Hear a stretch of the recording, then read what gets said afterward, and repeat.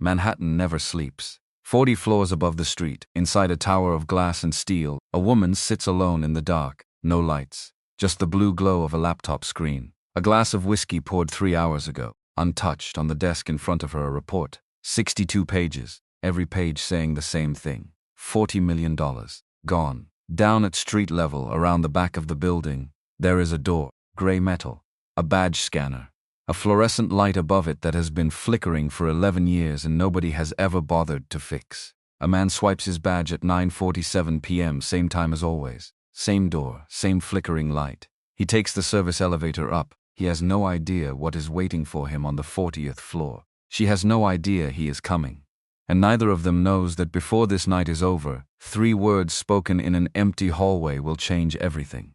The elevator doors opened on the 40th floor at 11:02 p.m. and the hallway was dark. Not the usual kind of dark. Not the soft, settled dark of an office building after hours, when the cleaning crew has come and gone and the last assistant has locked up and gone home to her cat and her wine and her Tuesday night television. This was a different kind of dark. The kind that means someone is still here. Walt Deering saw the light before he smelled the whiskey. Just a thin blue strip leaking under the corner office door at the end of the hall. The kind of light a laptop screen throws when it's the only thing on in the room. He'd cleaned this floor for 11 years. He knew every office, every light, every pattern. Vivian Hale was never here past 7:30. Walt stood in the hallway for a moment, cart in front of him, mop handle resting against his right palm. He looked at that thin blue line under the door, then he started pushing the cart down the hall. Slowly. The carpet on the 40th floor was different from the carpet everywhere else. Thicker. The kind that absorbs sound so completely you stop believing you're making any. Walt had walked this floor nearly 4,000 times and he still noticed it, every time. The way his footsteps disappeared into it. He was quiet even when he didn't mean to be. He stopped outside the corner office, raised his hand, knocked twice, soft, nothing. He knocked again. "Miss Hale, it's Walt, cleaning crew. Just checking if you need anything before I get out." The voice came from somewhere deep inside the dark, raw, like gravel soaked in something expensive. Walt's hand was still raised. He lowered it. He should have walked away. 11 years in this building had taught him exactly one rule that mattered above all others. Don't linger, don't ask, don't make yourself a problem. Clean what needs cleaning, move to the next floor, go home. Except, he pushed the door open 2 inches. The smell hit him first. Whiskey. The peaty kind. The kind that costs more per bottle than Walt made in a week. Then his eyes adjusted and he saw her, Vivian Hale. CEO of Hale Properties. Founder. $2.3 billion empire. 6 states. 40 floors of glass and steel, with her name on the lobby directory, in letters 3 inches tall, sitting alone in the dark, jacket on the floor. Ties, she wore them sometimes, slim ones. Part of the uniform of a woman who'd learned early that certain costumes opened, certain doors loosened and pulled to one side. Glass of Macallan on the desk that she hadn't touched, and papers everywhere. Not the neat stacks Vivian Hale always kept. Walt had cleaned this office enough times to know her system. Everything in its place, color-coded folders. The inbox and outbox always perfectly aligned. These papers were scattered. Some on the floor. A report with red circles. Handwritten notes in the margins that looked less like notes and more like someone arguing with themselves on paper. Walt stood in the 2-inch gap of the doorway. He didn't step in. He didn't step out. His eyes moved across the desk the way they always did. Automatic, quiet. The habit of 11 years of being invisible in rooms where people left things they thought no one would see. He'd seen a lot of things in those 11 years. Resignation letters. Divorce papers. A love letter once, on the 19th floor, from someone who clearly didn't know the cleaning crew read everything. He'd seen the kinds of documents that get shredded in the morning, but left out the night before, because the person who should have shredded them had somewhere else to be. He saw things. He never said a word. But tonight his eyes caught something different. The papers on the left side of the desk. Wire transfer authorizations, shell company documents, and in between a compliance report with signature pages. His brains did something it hadn't done in 15 years. It went into accountant mode. The signatures on the wire transfers didn't match the authorization codes on the compliance forms. The routing numbers were sequenced wrong. Not randomly wrong. Wrong in a pattern. The kind of pattern that any forensic accountant would flag in 5 minutes if they were looking for it, but only if they were looking. Walt's lips parted. He almost said something right there, almost. I said get out. Vivian hadn't moved. She was still staring at the report on her desk, but her voice had changed. Less raw now, more precise. The voice of a woman who had spent 30 years saying things that people listened to. Walt stayed in the doorway. Ma'am, I'm sorry, the light was on and I wanted to make sure $40 million. She said it like she was telling him the weather. Gone. Someone in my own building moved $40 million out of my company, through accounts that didn't exist 6 months ago, and I'm sitting here trying to figure out how I missed it. She laughed. It wasn't a happy sound. Walt said nothing. He looked at the papers on the desk, and that's when he saw it. Clearly now, the routing number discrepancy, not on one transfer, on 17.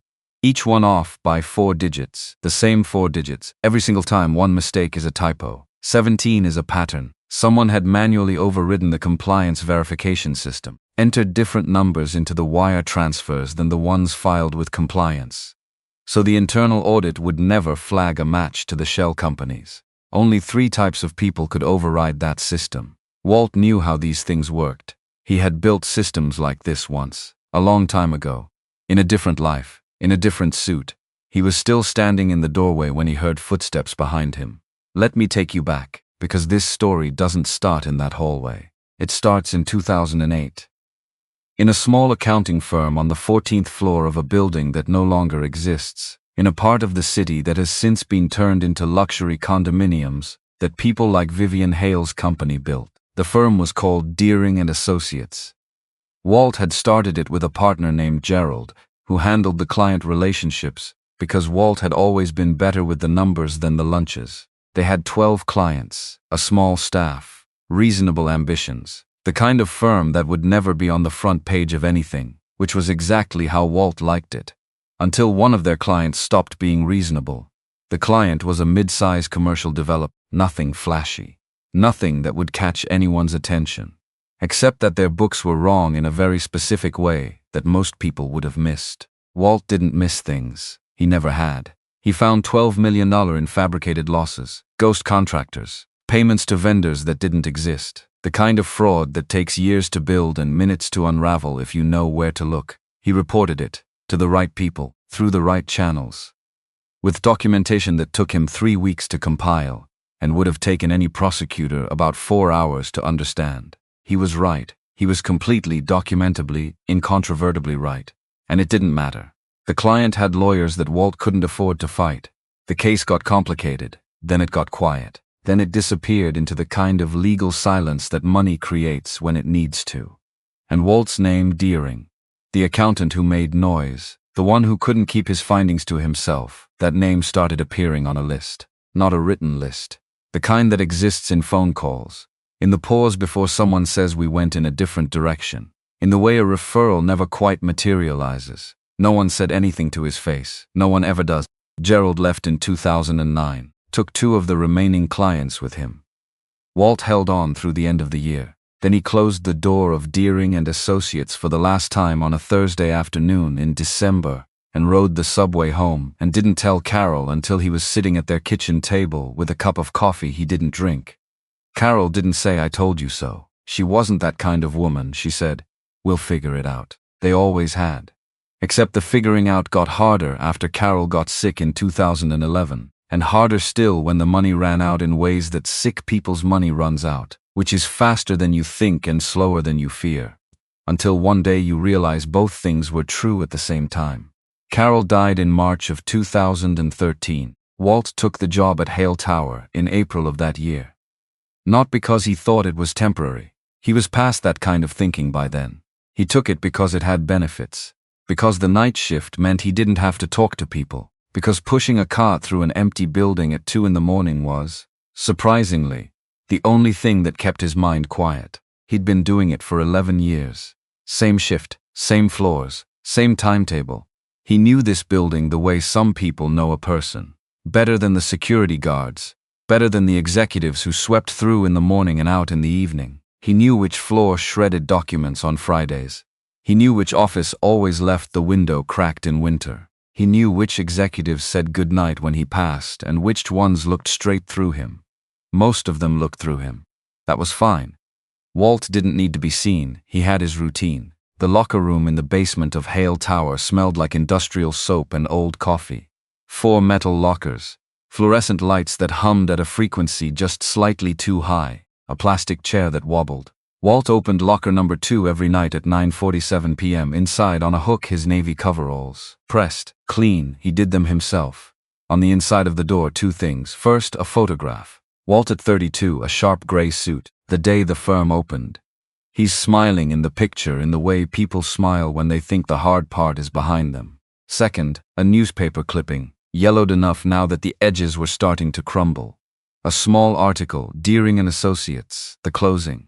He'd clipped it himself and taped it there on the first night he started at Hale Tower, and he'd never moved it. He wasn't sure why he kept it. He wasn't sure why he needed to see it every night before he started work. Maybe because it reminded him that he'd been right. Even when being right had cost him everything. He put on the coveralls. Left leg first, right leg, zip up the front. He took the Intelligent Investor from his street clothes pocket and slipped it into the back pocket of the coveralls. The spine was cracked. Pages dog-eared at chapters he'd read so many times, the ink was starting to thin. He'd read it 15 times. Not because he was still learning from it, because Carol had given it to him. Now here is what you need to know about Vivian Hale.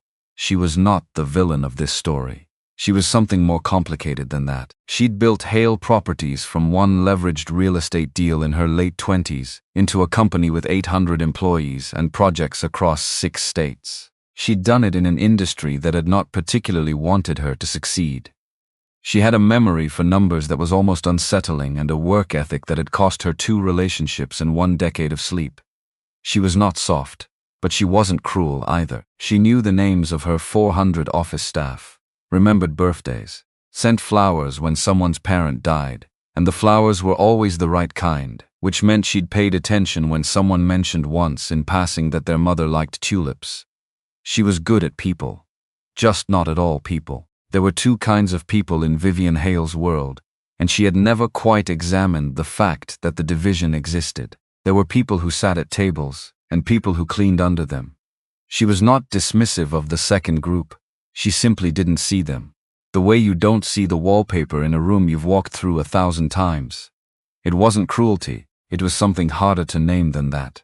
It was habit. And tonight, sitting alone in her dark office with $40 million missing, and a compliance report that made no sense, and a whiskey she couldn't bring herself to drink, a man she had never once looked at directly in 11 years, was standing in her doorway. She told him to leave. He didn't leave. This is the part no one writes down. 3 years before that October night, February 2021, Walt was emptying the trash on the 38th floor at around midnight when he found a piece of paper that had been torn instead of shredded. Half of it was gone. The other half sat on top of a wadded coffee cup and 3 empty sugar packets. Just numbers. But Walt had spent 30 years looking at numbers, and these numbers were wrong in a specific way. A routing number for an account that didn't match any of Hale Properties' standard banking partners. He looked at it for a long time. Then he put it in his pocket. He spent his break that night writing out what he'd seen, not just the scrap from the trash, but the other things he'd noticed over the previous 6 months. The shredder on the 41st floor running past midnight on nights when it had no reason to run. A set of USB drives that appeared on the shelf behind Preston Cole's desk and disappeared again within the week. The phone calls Preston made when he thought the floor was empty. Walt had heard fragments, nothing complete. Just the cadence of a conversation that sounded like the person on the other end was being given instructions. Individually nothing. Together a pattern. He wrote it all down. No name, no identifying details about himself. Just what he'd seen and when and what he thought it might mean. And he put it in the internal ethics tip box, the secure one, on the company intranet. The one that was supposed to go directly to an independent compliance officer. He pressed submit at 1:14 a.m. on a Tuesday morning, and he went back to work. He didn't hear anything, not that week, not that month, not ever. What Walt didn't know, what he couldn't know, was that the internal ethics system at Hale Properties routed all submissions through a single administrator before they reached compliance. That administrator was Preston Cole. Preston read Walt's tip the morning after it was submitted.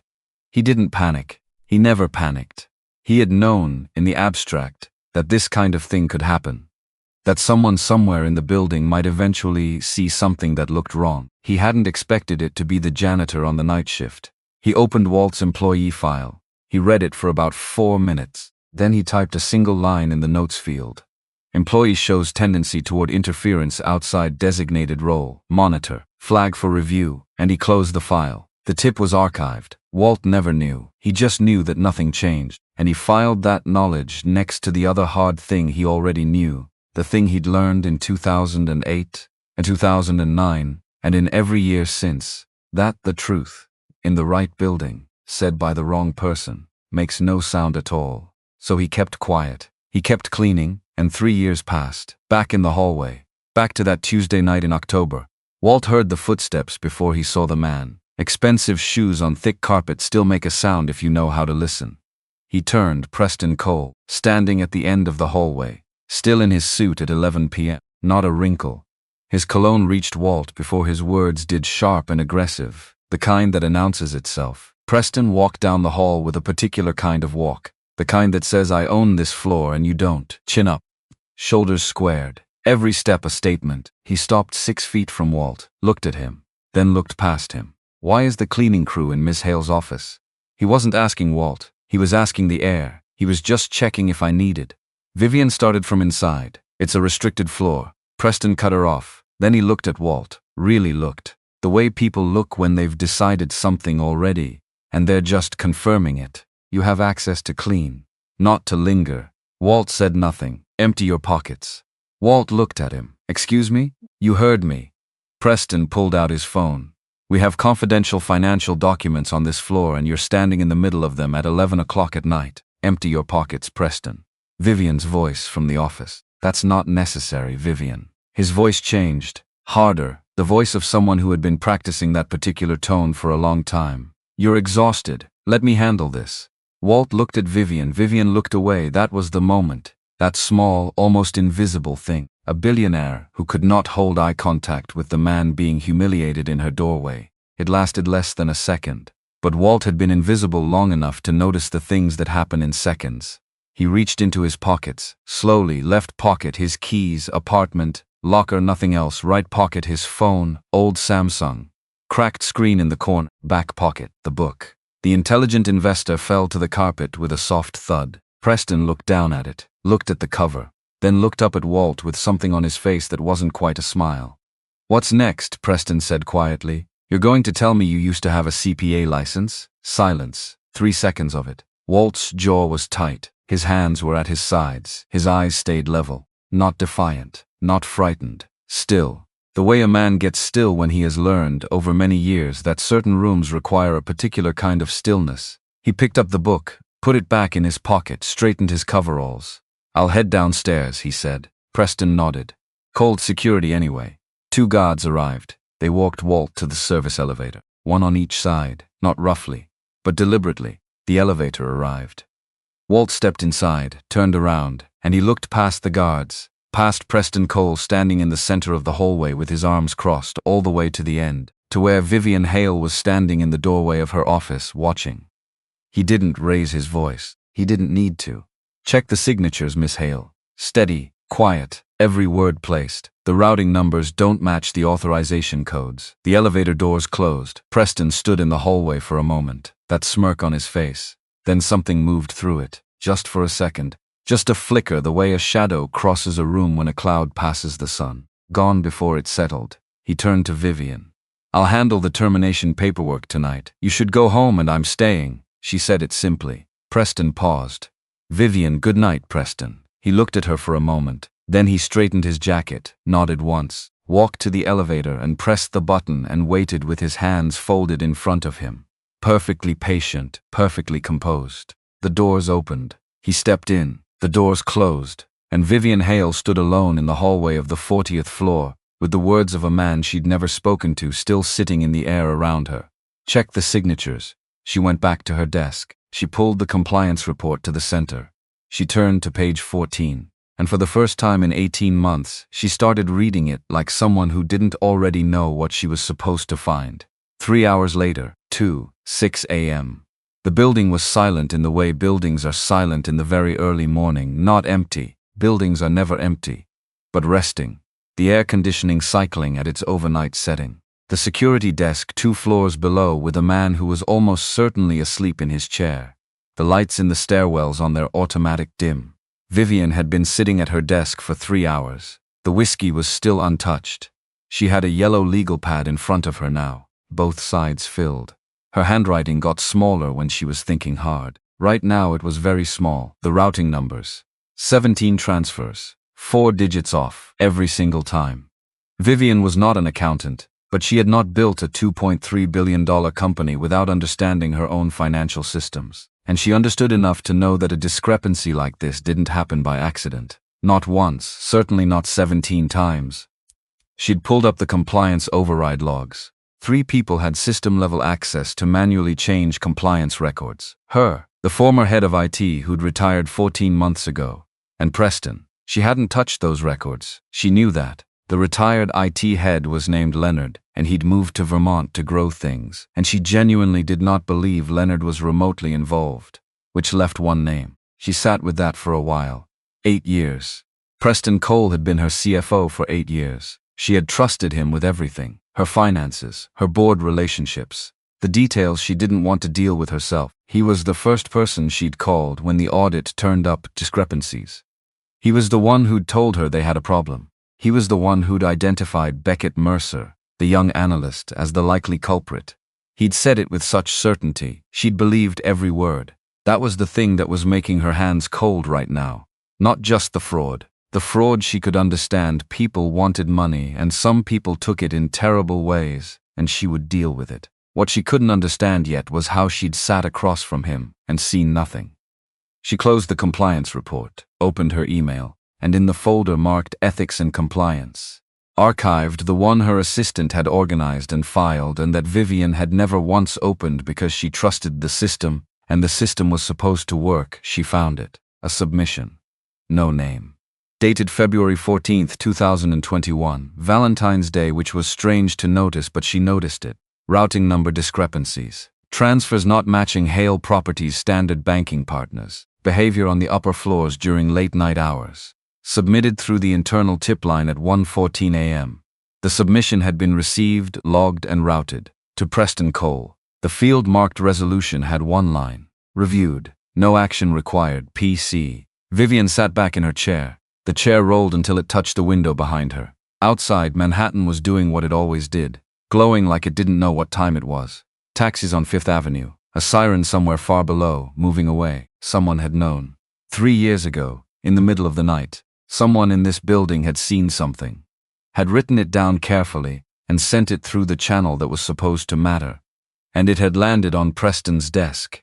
And Preston had buried it, which meant the system she'd built to protect this company had been used, for at least 3 years, to protect the person stealing from it. The question that was sitting very still at the center of her chest now was this: who sent that tip? She looked at the metadata. No name, no department, no identifying information at all. Just the timestamp, 1:14 a.m. She thought about the building at 1:14 a.m. Who was here? Who worked those hours? And she thought about a man in navy coveralls standing in her doorway 3 hours ago, a book in his back pocket, a voice steady as stone even while being searched in the hallway like a suspect. A man who had, just before the elevator doors closed, told her exactly what to look for. Check the signatures. The routing numbers don't match the authorization codes. Vivian looked at the timestamp on the anonymous tip, looked at the compliance report, looked at the Macallan she still hadn't touched. Then she looked at her phone, and she started trying to find out the name of the man who cleaned her office. His name was on the employee roster under Facilities, Night Shift Building A, Walter J. Deering. She stared at that name for a long time. 11 years. He had been in this building 11 years, and she did not know his name until 2:23 a.m. on a Tuesday in October. She opened his personnel file. Hired 2013. No disciplinary record, no complaints. Regular performance reviews, all satisfactory, written by supervisors whose names she didn't recognize.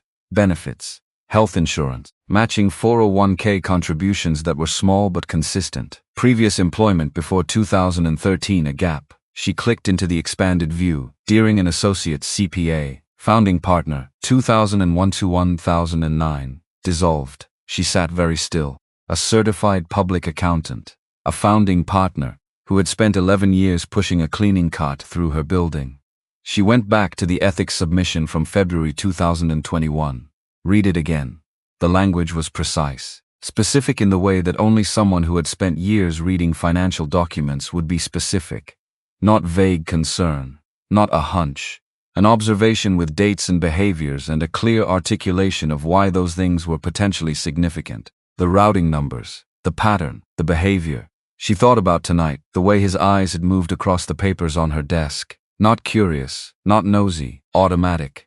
Trained. The way a person looks at something when looking carefully is a reflex they've never lost. She thought about what she'd said to him. She thought about what Preston had said to him. She thought about the look on his face when the book fell to the carpet. That particular stillness. The kind that comes from long practice in rooms where other people make the rules. She thought about turning away. 1 second. One small turn. She had looked away from him while he was being searched in her hallway. And it occurred to her now, sitting in her dark office at 2:23 in the morning with the city glowing behind her, and the compliance report open in front of her, and a whiskey she no longer wanted at all, that she had been looking away from him for 11 years. Not cruelly, not intentionally, just. Away. She closed the file, picked up her keys. She was going to find Walt Deering. The elevator going down felt slower than it ever had before. 40 floors. She watched the numbers change. 35, 30, 20. She thought about what she was going to say. She had no idea what she was going to say. 10, 5, basement. The doors opened onto a concrete hallway with a flickering fluorescent light and the smell of industrial soap and the distinct absence of anyone who was supposed to be here. A different planet from the 40th floor. She'd never been down here. Not once. In 12 years of running this company, she had never been to the floor where the people who kept it running spent their breaks. She walked down the hallway, found the break room at the end. Small, a plastic table, 2 chairs, a microwave with a crack in the door, a vending machine that buzzed like something was wrong with it. Walt was sitting at the table, thermos in front of him, book open. He looked up when she walked in. Neither of them spoke for a moment. She looked around the room. Plastic, fluorescent, buzzing vending machine. Then she pulled out the other chair and she sat down. The plastic creaked under her. She was wearing a $4,000 suit, and she was sitting in a plastic chair in a basement break room. And the light was making everything look slightly wrong and she didn't know how to start. So she said the first true thing she could find. "You were right," she said, "the routing numbers don't match. The override logs all go back to Preston's terminal, his credentials, his timestamps." Walt closed the book, set it on the table, looked at her. "I know," he said, and then he told her everything. Walt told her everything. Not all at once. Not dramatically. The way a man talks when he's been holding something for a long time and someone finally asks in a way that sounds like they actually want to know. He told her about 2008 first, the client, the 12 million in fabricated losses, the ghost contractors, the documentation he'd spent 3 weeks compiling, the case that got quiet, the phone calls that stopped coming. The way an entire industry can decide, without a single written word, that a certain name is no longer welcome at the table.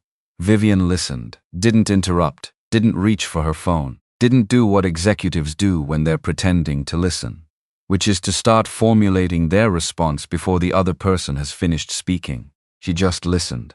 He told her about Deering and Associates, how it ran out of road in December 2009, how he'd cleaned out the office on a Thursday afternoon and taken the subway home, and sat at the kitchen table with a cup of coffee he didn't drink. He told her about Carol. Not a lot, just enough. The way you tell someone about a person you loved when you're not ready to tell them everything, but you need them to understand the shape of the absence. She made the hard things make sense, he said. When she died, I didn't know how to do that anymore. Vivian looked at her hands on the plastic table. I took this job in April 2013, Walt said. The month after. It had benefits. It had a night shift. The night shift meant I didn't have to talk to people. He looked at the vending machine. I didn't plan to stay this long. But you did. I did. She looked at him across the plastic table. $4,000 suit, crack in his thermos, buzzing vending machine between them like a bad sound effect. The tip, she said. February 2021. That was you. Walt said nothing, which was answer enough. You saw something and you reported it and it went straight to Preston. I didn't know that at the time. I know. She paused. I didn't know it either. That's the part I keep sitting with. He looked at her. He built the cage out of the lock, Walt said. The system that was supposed to catch him was the system he controlled. Vivian was quiet for a moment. Then, how long have you known it was him? Walt picked up his thermos, set it down again without drinking. Long enough, and upstairs, 40 floors above their heads, Preston Cole was not sleeping. 11:47 p.m. Preston moved through the basement hallway with the particular calm of a man who had rehearsed this moment in his mind many times. He had always known there would be a moment. Plans like his patient, layered, built over years, always had a moment where something unexpected happened, and the response to that unexpected thing determined everything that came after. Tonight's unexpected thing was Walt Deering, the janitor who wasn't supposed to know anything. Who, it turned out, knew exactly what to look for, and how to look for it, and it just said so out loud in front of Vivian Hale. Preston didn't panic. Panic was for people who hadn't planned. He had planned. He turned the corner to the locker room. The camera near the east corridor covered the main row, but the alcove where locker number 2 sat, where it had always sat, where Walt Deering had kept his things for 11 years, that alcove had a blind spot. Preston had checked it 8 months ago. When Walt's name first appeared on his radar, he opened a black canvas bag, removed a Patek Philippe watch in a soft cloth pouch, $38,000, purchased through a broker 3 months prior, no trail connecting it to Preston Cole. Then an envelope, $5,800 in cash. Denominations varied. Used. He placed both items in locker number 2, quietly, closed it, straightened up, checked his watch, his own watch, an entirely different one. 11 minutes in the building basement. Nobody saw him. He walked back to the service elevator, rode up to 41, went to his office, locked the door, and made 2 phone calls in the space of 9 minutes. The first was to a contact who would begin moving the Apex accounts offshore by morning. The second was to someone who would file an anonymous tip about missing property on the executive floor. The kind of tip that gets taken seriously. The kind that comes with a specific locker number. He set his phone face down on his desk. Then he opened Walt's employee file. Termination. Unauthorized access to restricted floor. Potential theft of executive property. Immediate dismissal. Effective tomorrow morning. He typed it up, attached the filing. Set the badge deactivation for 8:00 a.m. Walt Deering would arrive for his shift. His badge would beep red. The police would already be there. And by the time anyone started asking questions, the money would be offshore. Beckett Mercer would still be the obvious suspect. He'd made sure of that over 14 months of careful setup. And the only person in the building who had actually looked at the right numbers would be sitting in an interrogation room trying to explain a $38,000 watch. Preston leaned back, thought about the look on Walt's face in the hallway. That stillness, unsettling that. Preston was used to people crumbling when he pressed, or getting loud. Both were manageable. Stillness was harder. But it didn't matter. A man with a mop and a cracked phone and a paperback book. Against Preston Cole. There was no version of this where that ended badly for Preston.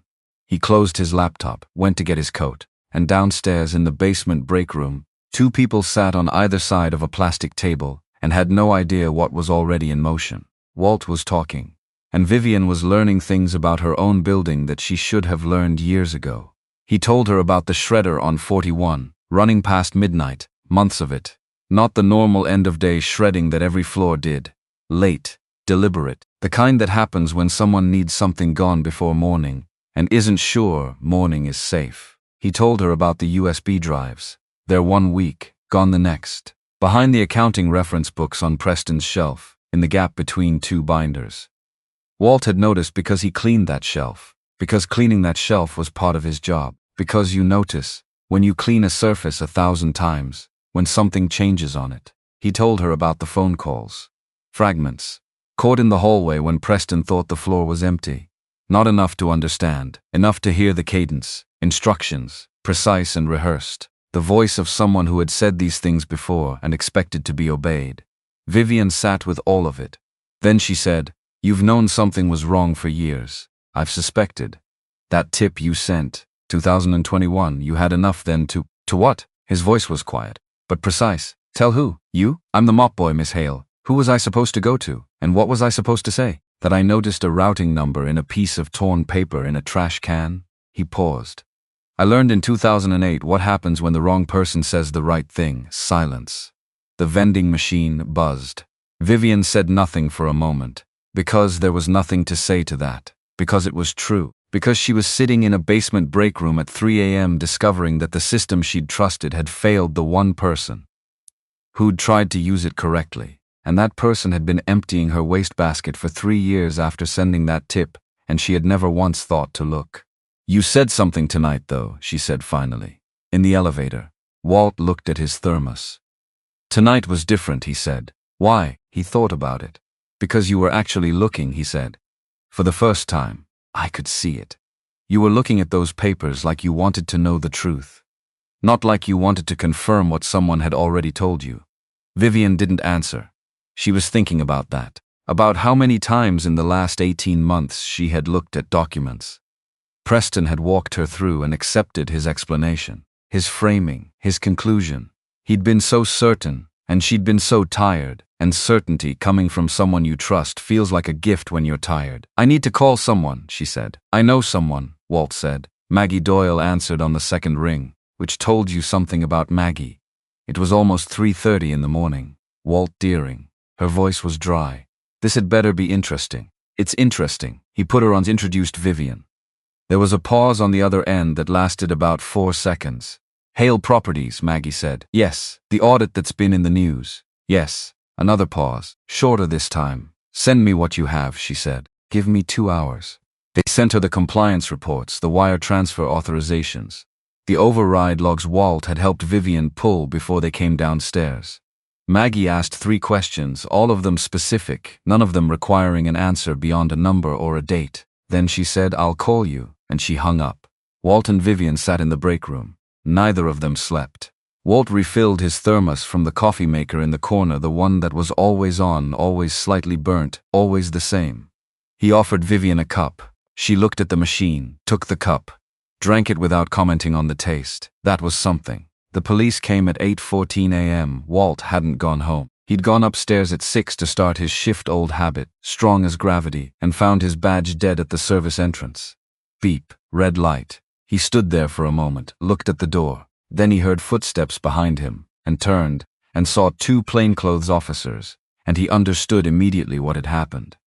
Because he'd spent 30 years understanding numbers and patterns, and the way one thing connects to another. Because this was exactly what you did when you wanted to make a problem disappear. You made the problem look like the criminal. He went with them quietly, no argument, no raised voice. He asked once if he could call someone. They said he could call his attorney. He didn't have an attorney. He called Vivian instead. She picked up on the first ring. "I know," she said. "I'm already on my way." The interrogation room smelled like bad coffee and old carpet and the particular kind of anxiety that has soaked into the walls over decades. Walt sat in a plastic chair, different plastic chair from the basement break room, less comfortable. No buzzing vending machine, which was somehow worse. A detective named Harrington came in with a file folder, the watch, the cash, locker number 2. Walt looked at the photographs. Patek Philippe, he recognized it. Not because he'd ever owned one, because he'd read about them in the way people read about things they'll never have, with a kind of detached appreciation for the engineering. 38,000, 5,800 in cash. In his locker, which had a combination that 3 people knew, himself, his direct supervisor, and building management, who reported to facilities, who reported to operations, who reported to Preston Cole. Walt looked at the photographs for a long time. "That's not mine," he said. "The locker is registered to you. The locker is registered to me. The watch is not mine." Harrington looked at him. "We'll need you to stay while we verify." The door opened. Vivian Hale walked in. She was still in yesterday's suit. Hair that had been perfect at 7 p.m. the previous night, slightly less so now, but her voice was completely level. "This man needs to be released," she said. Immediately, Harrington looked at her. "Miss Hale, I'm the CEO of the company that filed the initial property report. I'm withdrawing it. We have reason to believe the items were placed in Mr. Deering's locker without his knowledge." She put a business card on the table. "My attorney's number. You'll have a formal statement within the hour." A pause. 3 seconds. Harrington closed the folder. On the drive back to Hale Tower, Vivian drove, and Walt sat in the passenger seat, and the city moved past the windows in that early morning way it had, when the night people were still out and the day people were just starting. "You didn't have to do that," Walt said. Yes, I did. You could have waited. Let them sort it out. They weren't going to sort it out. She stopped at a light. He knew exactly what he was doing. He's been doing this for years. He knew how it worked. Walt looked out the window. My benefits just lapsed, he said. Not accusing. Just stating. Vivian's hands tightened on the wheel. I'll fix it today. There are things I need to pay for, Miss Hale. Medical things, not for me. I need that coverage reinstated before the end of the business day. She looked at him. He was looking out the window, still calm, the way he always was. But underneath it, for the first time tonight, she heard something that sounded like urgency. Before the end of the business day, she said, I promise. He nodded. They drove. Beckett Mercer's car was a 2019 Honda Civic, with a cracked taillight and a fast food bag on the back seat that had been there long enough to stop smelling like food. He was sleeping in it, in a parking structure off a side street in Yonkers, because the structure was free between midnight and 6, and the attendant didn't check to make sure everyone who pulled in actually left. He was 26 years old. He had a degree in financial analysis, a 3.7 GPA. He'd been the first person in his family to work in finance, in an actual firm with an actual salary and benefits and a desk with a nameplate. He'd lost all of it 11 months ago. Not because he'd done anything wrong, because it had been useful for someone else that he had. His phone buzzed at 7:40 a.m. Unknown number. He stared at it. Answered. Beckett Mercer? A man's voice. Quiet. Steady. Who's this? My name is Walt Deering. I used to work in facilities at Hale Properties. Beckett sat up, hit his head on the car ceiling. The janitor, he said. The janitor, Walt confirmed, without offense. I need you to meet me. Why would I do that? Because you have copies of the compliance reports from before you were terminated. Silence. How do you know that? Because I've been watching that building for 11 years, and I know what a man who's trying to protect himself does before he gets walked out. A pause. You downloaded them before they locked your access. I'm guessing you haven't been able to read them the way they need to be read. Another silence. Longer. Where? Beckett said. The diner was called Marcy's. Open 24 hours. Booths with cracked vinyl. Coffee that was bad in a way that had become its own kind of consistency. They sat across from each other in a booth near the back. Beckett was younger than Walt had expected somehow, even though he'd known the age. 26 just looked very young when you were 58 and the young man across from you was living in his car. Beckett put a folder on the table. Walt opened it. Didn't speak for a few minutes. Just read. Beckett watched him, trying to read what Walt was reading in Walt's face, getting nothing. Walt's face when he was working through numbers was its own kind of closed. Then Walt looked up. You couldn't see it, Walt said, because you were looking at the numbers, and the numbers aren't the problem. That doesn't make any sense. The compliance overrides. You see them here. Walt pointed. These look like administrative corrections, which is what they're filed as. Someone goes in, adjusts a routing number, files it as a data entry correction. Right. But look at the timestamps. Beckett looked. For a moment he said nothing. Then after hours. Every single one, Walt said. When the compliance team is home, and nobody asks questions about a correction being filed. Beckett stared at the page. Something shifted in his face. The look of a person who has been holding a puzzle for 11 months and just felt two pieces connect. He did it right in front of everyone, Beckett said. And nobody saw. Nobody was looking at the right thing. Walt closed the folder. Fraud doesn't hide in the numbers. The numbers are the last thing that changes. It hides in behavior. He said it quietly. But it hit the table between them like something solid. The shredder running at midnight when there's no reason to shred. The USB drives that appear and disappear. The man who never takes a vacation not because he's dedicated, but because he can't let anyone sit at his desk without him. Beckett was quiet. He set me up, he said. It wasn't a question. He'd known it for 11 months.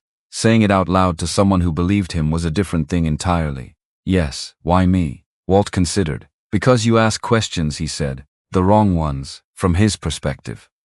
You noticed something small in your first week, and you asked about it in a meeting, and he saw that and he made a decision about you. Beckett looked at his coffee cup. I just thought it was a data entry error. It was. He'd made it, and you pointed it out. Walt paused. That was enough. Maggie Doyle called at 5:14 a.m. Walt was back at the diner, this time with Vivian, Beckett, and 3 cups of Marcy's terrible coffee when the phone rang. He answered. Put it on speaker. Maggie's voice came through flat and precise, the voice of a woman who had been working all night and had not yet decided how she felt about what she'd found. Walt, I'm here. It's not 40 million. Pause. How much? 68 million. And it's not 18 months. Another pause. Shorter. 4 years. Starting 2020. Nobody at the table spoke. He's been running 4 years of this, Maggie said. Slow at first, small enough to look like rounding, then bigger still. By 2023, he stopped being careful. Vivian's jaw was tight. There's more, Maggie said. Tell me. His laptop. The forensics team, your SEC contact, pulled it before he could wipe it. There's a folder. A pause. It's called Personnel Review. Walt was very still. 14 employees, Maggie said. All hired after 2019. All without internal advocates. Background checks. Behavioral notes. Performance review manipulation. Beckett Mercer is in there from month 2 of his employment. Beckett closed his eyes. Walt. Maggie's voice changed. Just slightly. You're in there too. From February of this year. The diner noise continued around them. Someone at the counter asked for more syrup. A door opened and closed. The coffee maker gurgled. Walt said nothing. The note next to your name, Maggie said. 2 words. Terminate. Soon. More silence. Then Beckett said, very quietly, he was going to get rid of you before you could do exactly what you did. Walt looked at his coffee cup. He almost did, Walt said, and that was all he said about it. Because the thing about Walt Deering was that he had been almost gotten rid of before. In 2008, in 2009, in every year of every quiet decade that followed. Being almost gone was something he knew how to survive. What he hadn't known, until recently, was what it looked like when someone finally listened. The board meeting was set for 6:00 a.m., which gave them 45 minutes. Vivian made 4 calls from the diner parking lot. 1 to her legal counsel, 1 to the SEC contacts she'd reached at 4 a.m. through a chain of 2 people and a favor she'd been holding for 3 years. 1 to Maggie to confirm the forensic summary was ready to present. 1 to the chairman of her board. 4 calls, 12 minutes. She came back in and sat down and looked at Walt across the table. Can you be there, said? He looked at his coveralls. I don't exactly. I have a suit in my office. I'm not wearing your suit. It's my late husband's. He was about your size. Slightly. She paused. It's been in the closet since 2019 and I don't have a good reason for keeping it there except that I haven't been able to give it away. Walt looked at her. It's a good suit. It shouldn't be in a closet. Her voice was matter-of-fact. But her eyes said something different. You walked into that room tonight and changed everything. You should be dressed for the room. A long pause. Beckett looked at his coffee, very studiously, not looking at either of them. All right, Walt said. At 5:51 a.m., Walt Deering stood in front of the mirror in the executive bathroom on the 40th floor. The suit was charcoal gray. Good wool. Well made, the kind of suit that holds its shape even after years in a bag. He'd had to adjust the jacket slightly. The shoulders were close. The trousers fit better than expected. He looked at himself for a moment. He hadn't worn a suit since the last day he'd been in his own office. December 2009. 15 years. He looked older than he had then. Obviously. More worn at the edges in ways that weren't just the suit. But the posture was the same. That was the thing. When you put a suit on a man who spent 30 years sitting at tables making decisions, the posture remembers before the man does. He straightened his tie, turned off the bathroom light, walked down the hall to the boardroom. Meanwhile, in his office on the 41st floor, Preston Cole was putting on his jacket. He'd slept 4 hours, showered in the executive bathroom upstairs. He had a change of clothes he kept here for late nights and early mornings. Today he had on his best suit, gray, blue tie. The combination that photographed well, that read as authoritative without being aggressive, that he'd worn to every board presentation that mattered. His leather folder held 3 pages. A carefully worded suggestion that Vivian Hale, under significant personal and professional strain, might benefit from stepping into a more strategic and less operational role. That the board might consider, in this period of transition, elevating someone with a steadier hand to the interim CEO position. The name he'd been nudging toward for 6 months. His own. He'd been patient. That was the thing people didn't understand about Preston Cole. He was extraordinarily patient. 4 years. 4 years of careful, methodical work, small enough to be invisible at first, large enough by the end to fund the life he'd been planning since before he took this job. The Zurich account. The passports in the Midtown safe deposit box. the condo that didn't exist in any filing connected to his name. $68 million. Minus what had already moved offshore, minus what would move in the next 12 hours. The Walt Deering situation was unfortunate, but it was handled. A watch and an envelope of cash, a termination filing, a criminal report. By the time anyone started pulling at that thread, the thread would lead to a man who was already discredited, already in the system, already looking at theft charges. Nobody asks a man with theft charges what he saw in a filing cabinet. Preston picked up his leather folder, straightened his jacket, went to the elevator. The 40th floor was quiet at 5:58 a.m. The kind of quiet that fills in before something breaks. Preston stepped off the elevator, walked down the hall toward the boardroom. The door was open. He could see the backs of board members settling into their seats. He could see Vivian standing at the head of the table, her back to the door. He didn't see Maggie Doyle at the far end. He didn't see the SEC investigator standing against the wall, arms folded, government ID on his belt. He walked in, went to his usual seat, poured himself coffee from the credenza, smiled at Harlan Vogt, who was sitting 2 seats from the head of the table. They exchanged a look, quick, professional. Everything was in position. Morning, everyone. Preston set his folder on the table, looked at Vivian. You want to kick things off, or should I? Vivian turned around. I'll take it from here, she said. Her voice was different. Preston noticed. The kind of calm that comes after all the decisions have already been made. He picked up his coffee cup, and the boardroom door opened again and Walt Deering walked in a charcoal gray suit, carrying a folder, and sat down at the walnut table like he had been sitting at walnut tables his entire life, because once, a long time ago, he had. Preston's coffee cup stopped exactly halfway to his mouth, held there. For 3 full seconds the cup came down, slowly, and the smile for the first time all morning was completely gone. Holroyd had been watching the building for 31 years. Not this building specifically. He'd worked 3 others before Hale Tower, a hospital on the east side, a hotel that got converted to condominiums, a federal building downtown that required a different kind of attention entirely. But the work was the same across all of them. You watched, you noticed, you kept your mouth shut, unless keeping your mouth shut was going to cost someone something real. He was 61 years old, and he had learned, across 3 decades of standing at desks and walking hallways, and listening to the particular silences that buildings made at night, that the people who ran these places saw the building as a collection of floors and conference rooms and revenue per square foot. He saw it as a collection of people. He knew Walt Deering the way you know someone you've worked alongside for 11 years, without ever having a single conversation that lasted more than 4 minutes. He knew Walt took his coffee black and always had the same book, and arrived at 9:47 every single night without exception, and said goodnight to Holroyd every single morning when the shift ended, which was more than most of the people who came through the lobby in Italian shoes ever bothered to do. He'd watched Walt get walked to the service elevator by 2 security guards the night before. He'd watched Preston Cole stand in the hallway afterward, with his arms crossed and his face arranged into an expression that Holroyd had seen before. Not on Preston specifically, on other people in other buildings over 31 years. The expression of someone who has just done something and is confirming to themselves that it went the way they planned. Holroyd had gone back to his desk, and then he'd thought about the camera. 3 months earlier, there had been a small theft on the lower level. Someone had taken a laptop from a storage room. Nothing major. Holroyd had reported it. Building management had said they'd look into it. They hadn't looked into it. Because building management never looked into the small things unless the small things belonged to someone important. So Holroyd had bought a camera himself, $42, a small wide-angle unit. He'd mounted it in the corner of the alcove near the east wall of the locker room, covering the blind spot that the main camera missed. He hadn't told anyone, it wasn't in the system. It just recorded to a card that he checked every few days and wiped when nothing was on it.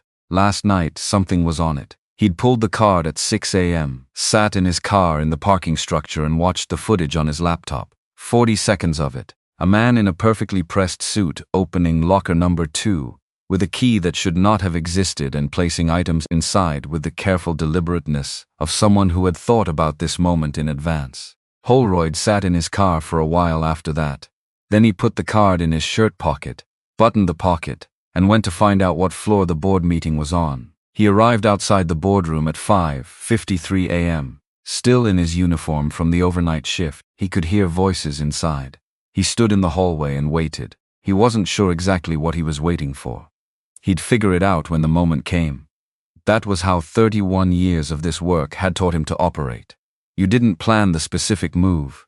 You just made sure you were in position when the move was needed. At 6:04 a.m. he heard Preston Cole's voice rise inside the room. He recognized the tone immediately. He'd heard it in the hallway the night before. That was the moment. He opened the door. The room turned toward him. He walked to the nearest laptop, which belonged to a woman he didn't know, but who was clearly the most technically capable person at the table, based on the fact that she had 3 windows open and a spreadsheet that covered half her screen. He placed the card on the table in front of her. "Play it," he said, and she did. "Now go back." 40 seconds earlier, before Holroyd opened the door. The boardroom, 6:04 a.m. Walt Deering sat at the walnut table in a charcoal gray suit with a folder closed in front of him and his hands flat on the surface. Still. The way he was always still. Not performing calm, actually calm. The calm of a man who had spent 15 years making peace with things that couldn't be unmade and had come out the other side, knowing that peace was not the same thing as defeat. He had laid out 11 minutes of work, routing numbers, compliance overrides, shell company registration dates, timestamps on system access log, all from Preston's terminal, all between 10 p.m. and midnight, across 4 years and $68 million. He had said it the way he said everything. Flat, precise, no drama. Because the numbers were dramatic enough on their own. Maggie Doyle had taken over for the forensics section. She pulled up 3 shell company registrations on the screen. Showed how the offshore accounts connected. Showed the path the money had taken from Hale properties through Delaware and Wyoming and the Caymans, to a private bank that specialized in clients who needed their banking arrangements to remain theoretical, and in the center of every single transaction. One name, Preston James Cole. The board members were looking at the screen the way people look at something they don't want to be true but can feel becoming true anyway. The SEC investigator against the wall had not moved in 40 minutes. He didn't need to move. He was doing his job by standing there, which was to be the physical reminder that this conversation had consequences that extended beyond this room. Preston had not moved either, which was the thing about Preston. The thing Walt had understood from the beginning, and the thing that had made him, in certain ways, such a complete and effective fraud. He understood that stillness read as confidence. That if you didn't flinch, people assumed you had nothing to flinch about. He was still now, but it was a different kind of stillness. Would you treat them with kindness? The kind that comes when you've gone through your options and you've found the one you're going to use and you're waiting for the right moment to use it. "This is a misinterpretation," Preston said. His voice was perfectly level. "Vivian," he turned to her. "You have been awake all night. You are processing what is, I agree, a serious situation. But what you're looking at is a series of complex financial instruments that, without the proper context, can appear." Preston. He stopped. She pressed a button. Security footage. Timestamp 11:47 p.m., the previous evening. The camera angle was partial, coming from low in the corner, covering the alcove near the east wall of the locker room basement, not the main camera. A secondary one that wasn't in the building system. Preston watched himself on the screen. 40 seconds, his own hands, the black canvas bag, the watch in its cloth pouch, the cash envelope. Locker number 2. He watched himself close the locker. He watched himself check his own watch. He watched himself walk away. The footage ended. The room was so quiet that the ventilation system sounded loud. Preston looked at the screen for 3 seconds. Then he looked at Vivian. Then he looked at Walt. Walt looked back at him. No satisfaction on Walt's face. No anger. No performance of any kind. Just the same steady eyes that had looked at Preston in the hallway the night before, in the elevator doorway, at every moment when another man might have crumbled or raged or begged. The eyes of a man who had been right about something for a very long time, and had learned not to need anyone to confirm it. Preston turned back to the room and he played the last card he had. He played it well. Walt would give him that later, in the way that you give credit to a well-executed thing even when the thing itself is terrible. "The janitor," Preston said, quietly, deliberately, a man who has decided that tone is his only remaining weapon, using it with precision. He looked around the table at each board member, one at a time, making sure each of them heard what he was about to imply before he said it. You are prepared to act on the word of the building's night shift janitor. He let that sit for exactly 2 seconds. Then he opened his folder and slid copies of a document across the table. A man who, I would remind everyone present, is currently under investigation for the theft of executive property. He looked at Walt. Isn't that right, Mr. Deering? 8 board members looked at Walt. Walt opened his folder. He did not rush. He removed a single printed document and placed it on the table in front of him.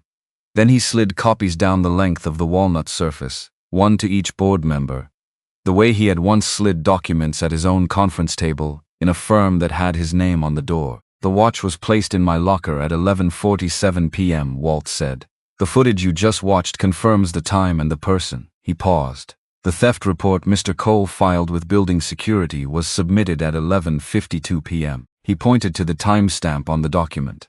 5 minutes after he placed the items in my locker, he filed a report, claiming those items were stolen. He looked at the board members who were still reading. You cannot report something missing 5 minutes after you put it there, unless you put it there. The board member nearest to Preston picked up the theft report, read it, set it down, said nothing. Nobody said anything, and this was the moment Preston had not planned for. Not the documents, not the footage, not even Walt sitting at the table in a suit. The silence. 8 board members and a forensic accountant and an SEC investigator and the woman whose company he had been stealing from for 4 years, and not one of them moved to say a word in his defense. Preston looked at Harlan Vogt. Harlan was looking at the table. His left hand, flat on the walnut surface, was very still in the way that hands get still when a person has decided not to let them move because moving them would reveal something. Walt had noticed that hand 40 minutes ago. When Walt had first walked into the room, when Preston had been pouring coffee and smiling at board members and doing the work of a man who believed the morning was going to go his way, Walt had looked around the table and seen Harlan Vogt arrive early and sit close to the head and exchange one quick look with Preston. And he had understood immediately that there were 2 problems in this room, not one. He had not said anything. He had waited. Because timing, in Walt's experience, was the thing that separated information from evidence. Preston was still standing. His leather folder was in his hand. He was going to walk out. Walt could see it happening before it happened. The decision was already made. Preston was going to button his jacket and pick up his folder and walk toward the door with the confidence of a man who has decided that confidence is indistinguishable from innocence if you commit to it completely. He got 3 steps. The door opened before he reached it. 2 men in dark suits, they stood in the doorway shoulder to shoulder. The first one had a document in his jacket, federal ID on his belt. The second one positioned himself to the left, which closed the geometry of the room in a way that had no casual explanation. Preston James Cole. Preston's hand was raised toward a door handle that was no longer available to him. He stood there for 1 full second, just one. The leather folder, the blue tie, the suit that had been pressed that morning with the specific intention of photographing well. Then something happened that Walt had not expected. Preston turned, not toward the agents, not toward Vivian, not toward the board. He turned toward Walt, and for a moment, just a moment, the mask was not performing confidence or authority, or the particular brand of casual superiority that Preston Cole had been wearing for 8 years in this building. It was just a face. A 54-year-old man's face. In a room where everything he had built was ending, looking at the one person in the room he had most underestimated. He didn't say anything. Walt didn't say anything either. Then the agent said his name again, and Preston turned, and the moment was over. Wire embezzlement, obstruction of justice. You have the right to remain silent. Preston walked toward the agents, straight, still trying. Even now, still performing the walk, the shoulders, the chin. The projection of a man who is cooperating voluntarily rather than being arrested. He got to the door. And then Vivian said, "Preston." He stopped. She was standing at the head of the table, looking at him.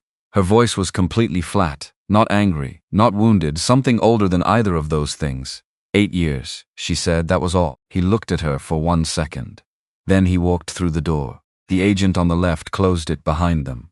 The room took a breath, and then the second agent, the one who had stayed, turned toward the table, toward Harlan Vogt, who was 67 years old and had been on Vivian Hale's board since the company had a different address and a smaller staff and a future that hadn't been written yet, who had told her once, in a borrowed conference room, when she was pitching from handmade slides, that he believed in what she was building and wanted to be part of it, who had voted at the right moments and asked the wrong questions and left certain doors open at certain times in ways that had allowed 4 years of theft to move through the company like water through a crack in a foundation, not because Preston had bought him, because they had built this together.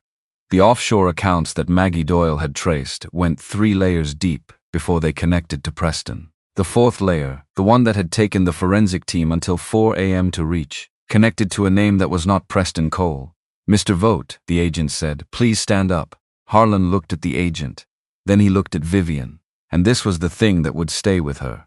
Not Preston's arrest, not the footage, not the numbers on the screen. Harlan Vogt looked at her and he was not surprised. He was not confused or outraged or wrongly accused. He was just finished. The way something looks when it has been waiting to be finished for a long time. "Vivian," he said. She didn't answer. Because she was doing the math that she had been doing since 4 a.m. when Maggie had called with the 4th layer and the name at the center of it. She was counting backwards through 8 years of board meetings and strategic decisions, and moments when she had trusted his judgment because he had been there from the beginning, and being there from the beginning had always felt like it meant something. It had meant something, just not what she thought. "Mr. Vogt," the agent said again.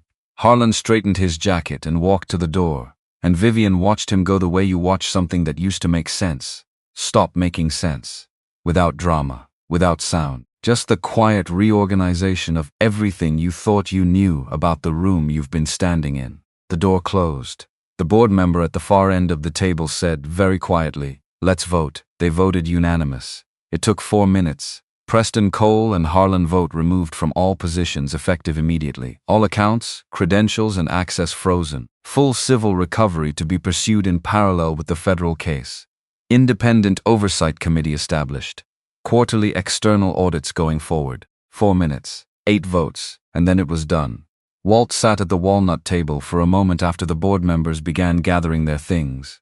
He looked at the surface of the table, dark wood, expensive. The kind of table that had been in rooms like this for a long time, accumulating the weight of decisions made on top of it. He'd sat at tables like this before. A long time ago, he closed his folder, stood up, pushed in his chair, and walked out into the hallway. Vivian found him at the window at the end of the hall a few minutes later. The city was fully lit now, not the gray pre-dawn light anymore, the real thing. Orange coming from the east, hitting the glass of the buildings across the skyline, bouncing back in pieces. She stood beside him. Neither of them spoke for a moment. "You knew about Vogt," she said finally, "before the agents came in." "I suspected," Walt said, "when I sat down." The way he looked at Preston when Preston walked in, they knew each other in a specific way. "You didn't say anything." "The agents had the 4th layer by then. It wasn't my piece to play." He paused.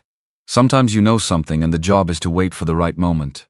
Not every moment is the right moment." Vivian looked at the city. "I've been thinking about that," she said. "About moments. About how many of them I missed." Walt said nothing. "The tip you sent in 2021, she said. "If I had opened that folder, if I had built the system differently, if I had asked more questions when Beckett was terminated." She paused. "He was sleeping in his car, Walt, a 26-year-old kid. Sleeping in his car because I didn't ask one more question." Walt looked at her. "You're going to carry that," he said. "That's appropriate. You should carry it." He paused. "Just don't let it be the only thing you carry." She looked at him. "What else should I carry?" He thought about it. "What you did at 3 in the morning, he said. "When you could have let it go until the lawyers were awake. You didn't." He looked back at the window. "That matters too." She was quiet for a long time. "Then I want to offer you a role. Vice President of Internal Affairs. Corner office on 40, salary that reflects what you should have been earning for the last 15 years. He shook his head. "Walt, no, just here." "Vivian." His voice was patient. The voice of a man who has already made this decision and is not making it again. "I spent 11 years watching what those offices do to people. The ones who are good when they go in and different when they come out. I don't want that." He paused. "And I wouldn't be good at it. You'd be excellent at it. Being good at something and being right for it are different things." He looked at her. "I know what I'm good at, and I know what I'm for." She looked at him for a long moment. "Consulting, 3 days a week, internal systems review, junior analyst training, yes." and medical coverage reinstated in full. You said 9 a.m. I did. Then we're agreed. She almost smiled. Almost. One more thing, he said. What? There's a kid sleeping in a Honda Civic in Yonkers. He has a folder of compliance documents he's been carrying around for 11 months like they were going to save him. Walt paused. They did save him. He just needed someone to make the call. Vivian already had her phone out. The trial of Preston James Cole and Harlan Vogt began 14 weeks later in a federal courthouse in Lower Manhattan. Cecily Farnsworth presided. She was 58 years old and had been on the federal bench for 16 years. And she ran her courtroom with the particular economy of a person who had no patience for performance and a great deal of patience for truth, which meant the trial was efficient in a way that federal trials rarely are. 3 weeks, controlled, precise. Preston's defense attorney was good. Walt would give him that. He argued extreme professional pressure. He argued that the shell companies were investment structures that had been intended for disclosure at a future date that simply hadn't arrived yet. He argued that the forensic interpretation of the compliance overrides was technically sophisticated in ways that exceeded what a lay jury could fairly evaluate. Then he called Walt to the stand. Walt sat in the witness chair the way he sat everywhere, still, hands in his lap. The attorney stood at the podium. Mr. Deering, he said, you are not currently a licensed financial professional. Correct. Your CPA license lapsed in 2012. Yes. So at the time you claim to have identified these discrepancies, you had no professional credentials, no license, no institutional standing. He paused for effect. You were, by your own employment record, a janitor. The word landed the way the attorney wanted it to land. Walt let the silence sit for exactly 3 seconds, not performing, just breathing. Then he said, I didn't need credentials. The attorney waited. I needed eyes, Walt said. A juror in the second row shifted in her seat. Another one, in the corner, had been leaning forward since Walt started speaking. The attorney tried a different angle. He suggested that 11 years of working in a building where Walt had once belonged at a different kind of table had produced a grievance that motivated everything that followed. Walt listened to the full question. Then he said, I reported what I saw in 2021 through the proper channel. Nobody acted on it.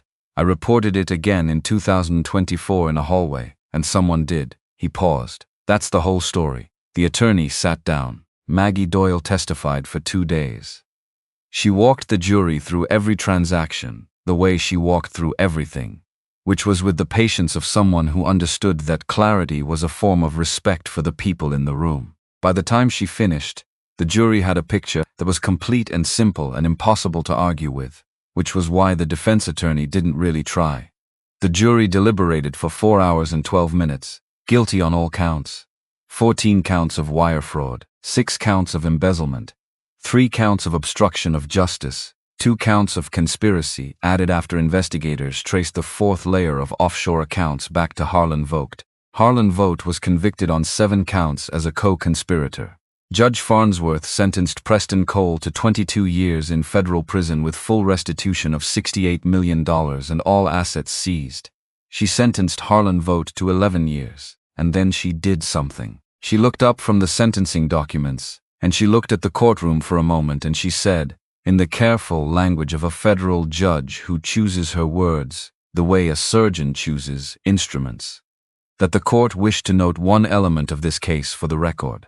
She said that the internal reporting system at Hale Properties had been designed ostensibly to allow any employee to raise concerns about potential wrongdoing. She said that the structural flaw in that system, specifically that submissions were routed through the very executive the system should have been capable of flagging, had allowed a tip filed in good faith in February of 2021 to be suppressed for 3 years. She said the court found this worth noting, because the question of who controls the mechanism of accountability is not a secondary question. It is the primary one.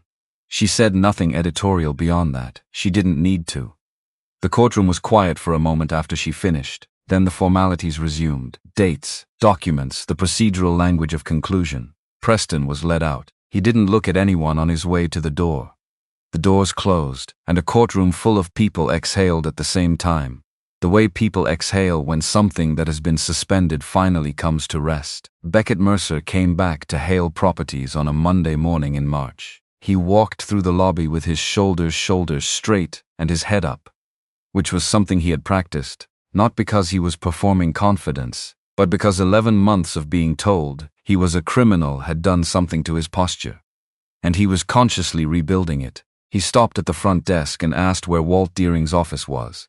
The guard told him, 12th floor, small room, no window. He found it. Walt was at his table with a laptop and a stack of files and a coffee that had gone cold. He looked up when Beckett appeared in the doorway.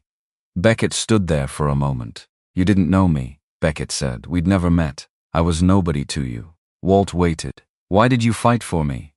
Walt looked at him for a moment. "Because I know what it costs," he said, "to lose everything for something you didn't do." He paused. "And because you kept the documents, when you could have just walked away, you kept them. That told me something about you."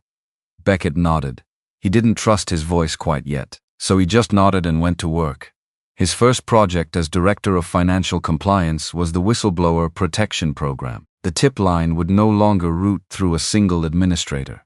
It would go to an independent committee of 3 people, rotating every 18 months, none of whom could be in the same reporting chain as the CFO or any executive vice president. Tips would be acknowledged within 48 hours with a case number. Anonymous submissions would receive the same procedural weight as named ones. He called it the Deering Protocol. He sent Walt the proposal with the name already on the cover page. Walt's response came back in 11 minutes. It said, "Change the name." Beckett's response came back in 4 minutes. It said no, and that was the end of that. The Carol Deering Memorial Fund was established quietly in the spring. 2 full-ride scholarships in the first year for first-generation college students pursuing accounting or finance. Walt didn't hold a press conference, didn't issue a statement, didn't do any of the things that people do when they want credit for what they've done. He set it up, he funded it, he let it run. When Vivian found out she had Hale Properties match his contribution without telling him first. He found out when the fund administrator called to confirm the matching gift. He called Vivian. She answered on the second ring. "You should have asked me," he said. "Yes," she said. "I should have." A pause. "Thank you," he said. She said nothing for a moment. "It's Carol's fund," she said finally. It seemed right. He didn't answer immediately, because the thing about Carol was that she had believed, more than Walt had ever been able to sustain the belief himself, that being right was worth the cost.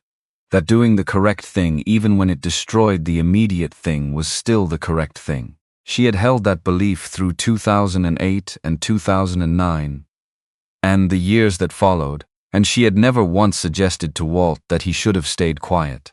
He missed her more on the days when things went right than on the ordinary days. He wasn't sure why that was.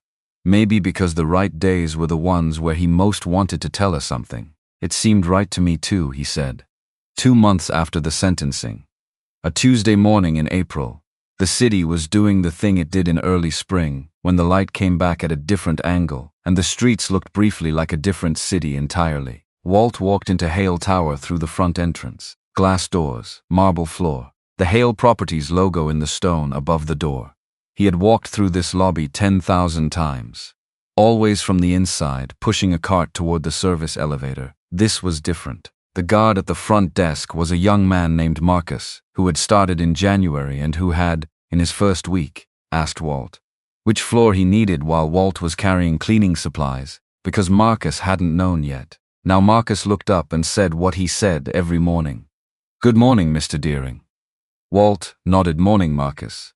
He walked across the marble floor toward the east wall, found the bench under the chandelier. The light at this hour came down through the chandelier at a particular angle that hit the floor at his feet and made the marble look like it was lit from underneath. He sat down, unzipped his bag, took out The Intelligent Investor. The pages were soft with years of handling. In the margins, 2 kinds of handwriting, his own cramped and analytical, working through ideas, and Carol's 3 places penciled in lightly because she had not wanted to impose on his book. He had never erased those 3 notes. He never would. He found his page. And before he started reading, he looked up. Through the lobby windows, on the far side of the building, he could see the exterior wall where the service entrance sat around the corner. He couldn't see the door itself from here, but he could see the corner of the building where the light fixture had been, the one that had flickered for 11 years. He'd noticed it was fixed about 3 weeks ago. He didn't know when exactly it had happened. He hadn't been the one to do it. He'd never filed a work order for it, never mentioned it to anyone. He didn't know who had noticed, or when, or what had finally prompted someone to climb a ladder with a new bulb and replace the thing that had been broken for so long it had become part of the landscape. But it was fixed, steady and clear, the way it should have been the whole time. Walt looked at it for a moment.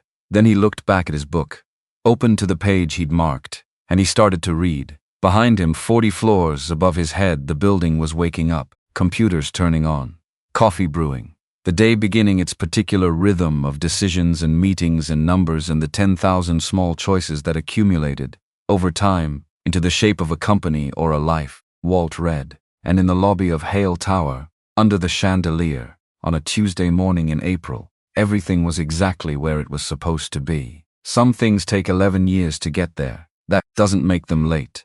It just means they arrived when they were ready.